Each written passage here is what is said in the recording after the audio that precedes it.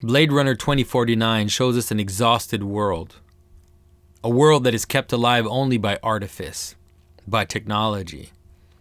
The earth is dead, fertility is impossible, and there is universal alienation.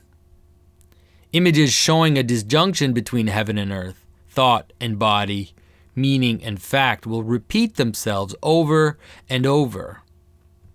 And it is the search and the miraculous possibility of a new world rising out of death, a search for the possibility of true life, something real as this joining of heaven and earth, of masculine and feminine towards a child, which is the driving force of the movie.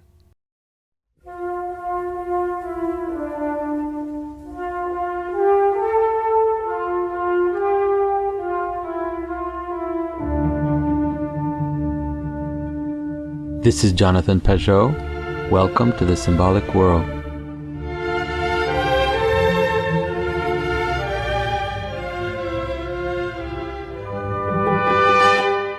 There are many possible images of the end of a world, and the movie strings several of them together. Everything happens in California, which is the western tip of Western civilization, the place where the sun sets, where the day ends. We see this giant wall which artificially holds out the ocean, holding off the flood. But the strongest image is one of saturation. When something is full, when something is saturated, it means it has exhausted its possibility. And in this case, like an old woman having reached menopause, the world of Blade Runner is no longer fertile. The opening scene shows us this saturated world. Too many buildings, too many structures, too many people. The main character is dozing off in his flying car. The first image of Kay's general numbness. He's a fabricated slave, a useful body. He sees himself as a creature without a soul, as he tells us later. He in fact does not have a name. Kay is only a serial number. Replicants are artificial people. Like Pinocchio, they are wooden puppets without strings. Like the golem of Prague, their superior strength is generated by man to serve man, but is always in danger of turning against those they are made to serve. This is, of course, an image of the body itself with all its own volitions, all its own desires, which don't always align with our will. But it's also the most intimate understanding of technology as an augmentation of the body. Plato describes the body as the chariot of the soul, which brings us along to our goals, but can turn against he who holds the reins.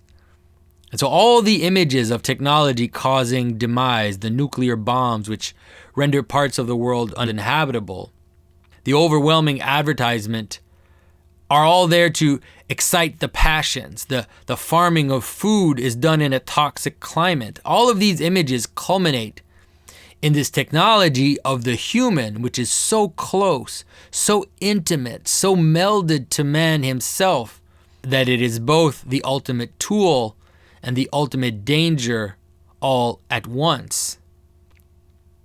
And the Blade Runners slice between the two sides. As the movie begins, Kay comes to a site where stands a dead tree, the last residue of a fruitful connection between heaven and earth, masculine and feminine. And there, as an image of the dead earth, he discovers the dead mother beneath the tree. The finding of the dead mother is provoked by a hint of the possibility of life, a flower on the toxic earth. So Kay has killed the giant who guarded this mystery. And now the mother presents herself as a riddle Kay must answer, a search for meaning which also becomes a search for identity. You could say that the movie is yearning for an alignment of extremes, a place where all the disjointed dualisms can align to create something real, a miracle, a child in this sterile world. It is a search for three things, the three terms. A search for the Father, a search for the feminine, the wife, but mostly the mother. And it is a search for how they come together in the miracle of a child. In this search for alignment, disjunction is emphasized over and over. Kay knows his memories don't fit with his actual past. His artificial girlfriend Joy appears as an ideal loving partner, embodying the masculine fantasy of a wife serving him dinner. She's the encouraging partner and the seductive lover all at once, yet she's only a ghost, a bodiless fantasy. She cannot be the mother. And we're reminded of that when shown images of the advertisements which feature her out there in the city. The unresolved duality of meaning and fact, spirit and body appears strongest in food and in sex. When Kay eats his dinner, a hologram of a tasty meal is projected over this bland synthetic gelatin. And also when Joy searches for intimate contact with Kay, she must find a body. And her relation with Kay is then portrayed as a hybrid, a duality of soul and body which does not fully align. Of course, seeing through this extreme imagery, we should recognize that this disjunction between thought and action, ideal and embodiment, even the disjunction between our image of ourselves and our actual place in the world, are something we live with every day. And so more disjunctions come. We encounter several images of the feminine, the lieutenant, who is the guard of the city, like Athena, the virgin goddess, like the Holy Virgin herself, who was the guardian of Constantinople. The feminine in its role of virgin is the keeper of purity, the wall between the inside and the outside. And of all people, the lieutenant sees the danger of the situation, that humanity has created a wall separating that which is augmented and artificial with that which is human and natural. But as the world exhausts itself, she knows and sees with the mystery of this new mother that the wall might come down and flood her world. And she's right. And so she wants to destroy the child, the possibility of bridging the two sides. For this would mean the end of humanity as she knows it. But she's also blind to the sterility of the situation, how all is exhausted, and that this miracle child is also an image of the future. The revolutionaries are presented to us towards the end of the movie.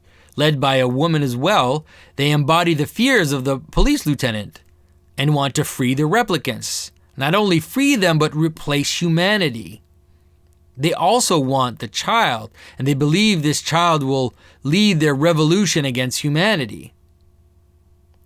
Of course, their plans do not align, for the child, when we meet her, is fragile, creative, and sensitive, and is not in any way a revolutionary. In fact, she works as a supplier for Neanderwalis in order to create a better life for replicants.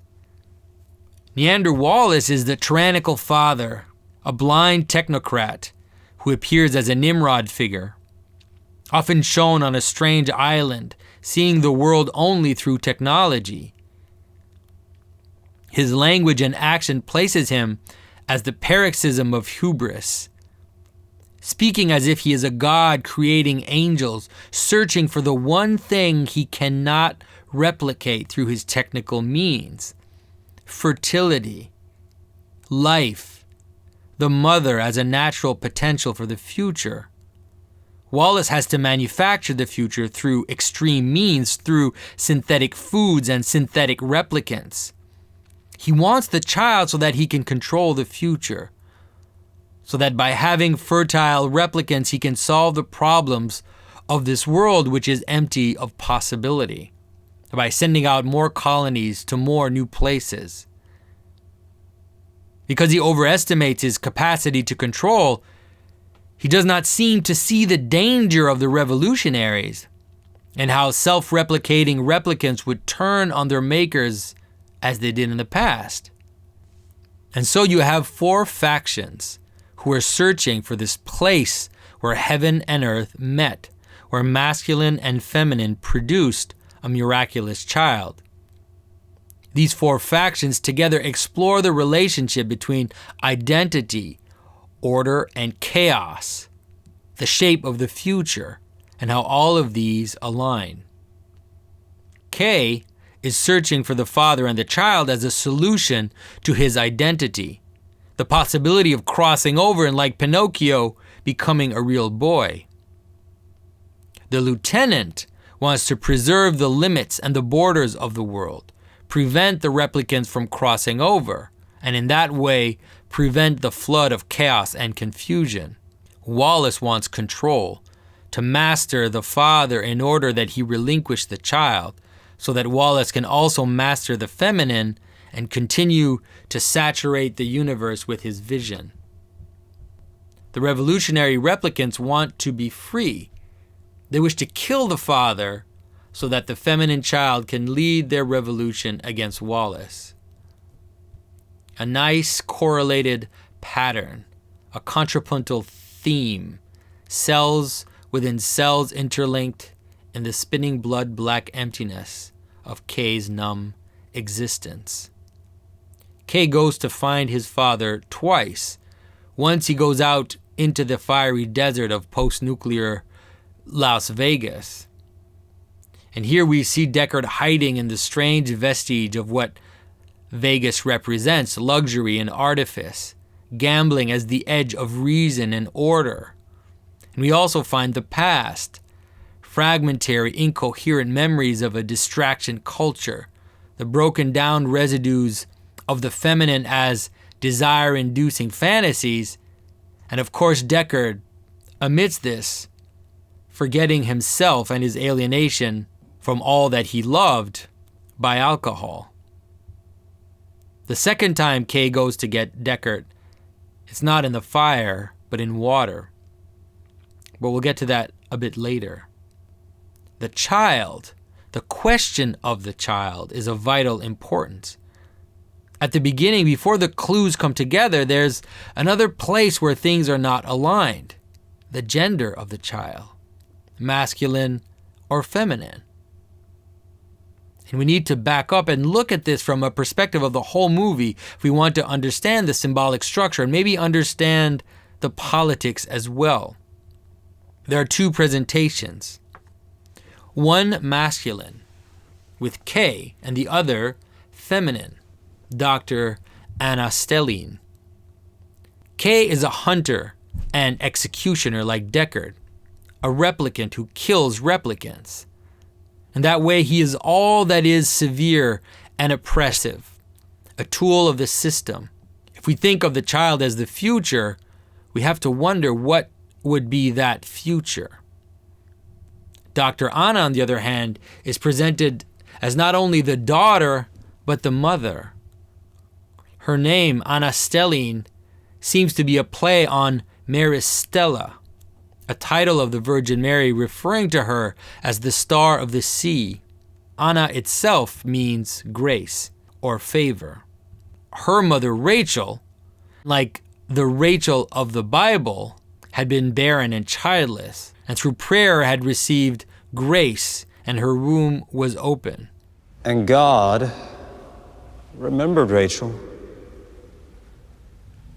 heeded her, and opened her womb.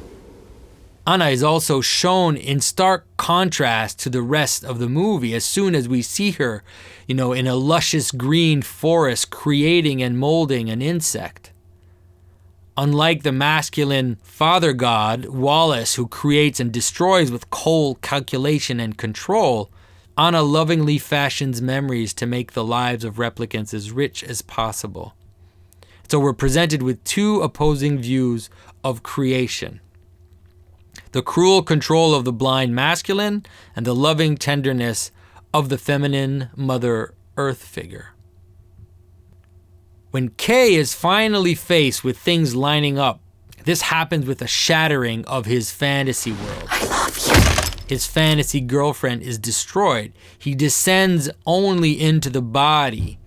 He is saved by the body part of his intimate encounter, the prostitute. And then down into the flooded basement, where he is told it was his imagination, wishful thinking. He is not the child. The future is female. And he leaves disillusioned, told he should kill the father to protect the child. This understanding of his disjunction is then brutally repeated as he meets one last time the holographic projection of Joy. Once before, in insisting that he is a real boy, Joy had wanted to give him a name, Joe, a name to fit a true identity.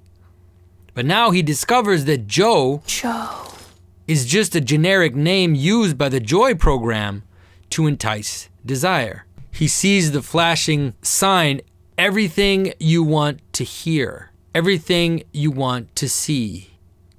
It had all been an illusion. And then all becomes aligned. No more confusion.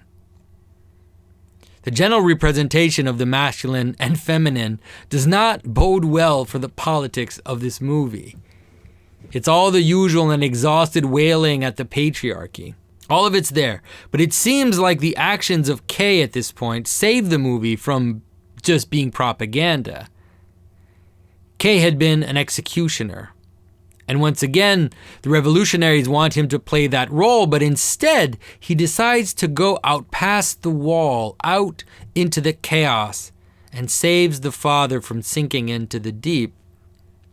And having found something real, having found something undeniably real, as the revolutionary woman tells him that dying for the right cause is the most human thing we can do, and he has found the right cause, he has found something real, not technological monsters created by Wallace, not the revolutionary delusions of a replicant army, but the relationship between Deckard and Anna, the possibility of a father and a daughter being reunited, the possibility of life on a human scale as the true future, the embodiment of that correlated pattern in the game, a system of cells interlinked. Within cells interlinked. Within cells interlinked within one stem. Within one stem. And against the dark, a tall white fountain played. If you enjoyed this content and our exploration of symbolism, get involved. I love to read your insights and questions in the comments section. You can also share this video on social media to your friends, and if you can, please consider supporting us financially through Patreon or PayPal. You'll find those links in the description below.